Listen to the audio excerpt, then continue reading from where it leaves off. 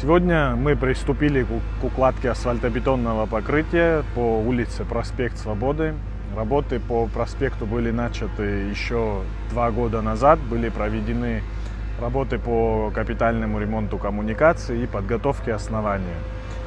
На сегодняшний момент продолжаются работы. Общая протяженность у нас 2 километра.